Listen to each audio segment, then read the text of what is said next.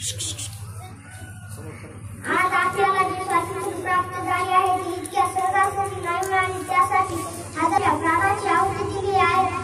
आज म्हणूनच आपण स्वातंत्र्यामध्ये राहतो. तुम्ही आम्ही आज मोकळेशा त्या लढ्यामध्ये काही देशभक्तांची जीवन आणली. जीवन संपले म्हणून आज तुम्ही आम्ही मोकळे श्वास घेऊ शकता.